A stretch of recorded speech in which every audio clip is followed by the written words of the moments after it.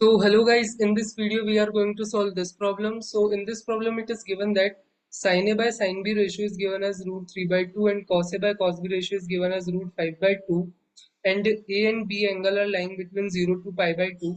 Then we have to find the value of tan A plus tan B. So this is the problem. So let's see how we can do this. So this ratio is given as root 3 by 2 and this ratio is given as root 5 by 2 and A and B angle are lying between 0 to pi by 2.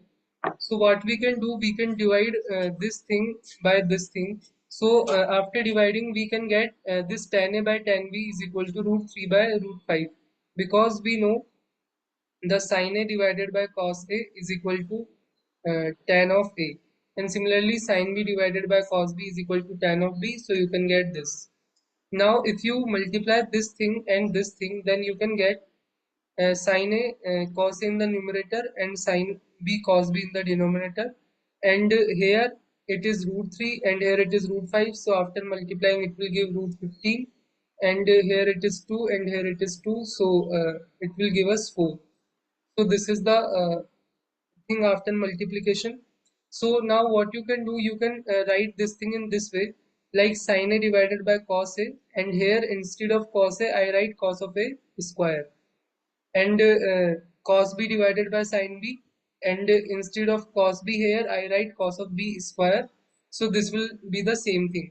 Now you can write this as tan A, and this is we know 1 by cos of A whole square is equal to sec of A whole square. So this is the thing. So you can write this as sec of A whole square, and this is 1 by tan B. So tan B is here and this is sec of B whole square. So I write that here, and this is root of 15 divided by 4. So now in the problem it is given that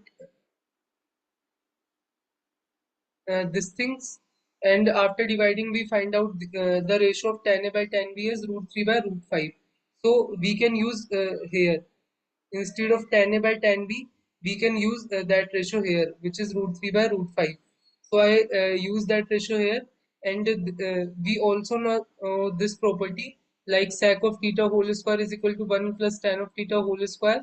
So here in the numerator we have sec of B whole square, and in the denominator we have sec of A whole square. So this we can write as 1 plus tan of B whole square, and this we can write as 1 plus tan of A whole square. And in the right hand side we have root of 15 divided by 4.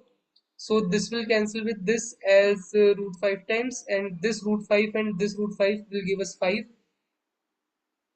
So this will come like 1 plus tan of B whole square divided by 1 plus tan of A whole square.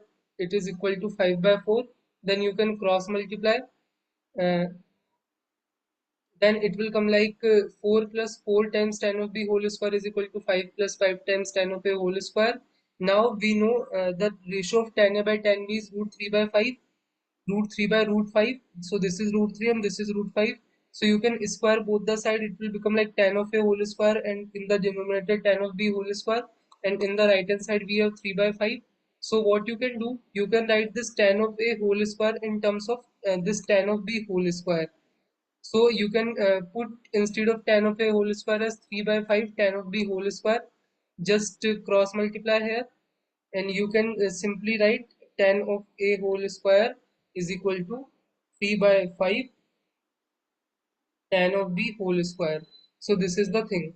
So I just write here and I cancel this 5 with this 5, and it will uh, and you can also take this 5 to the left hand side, so 4 minus 5 will become minus 1.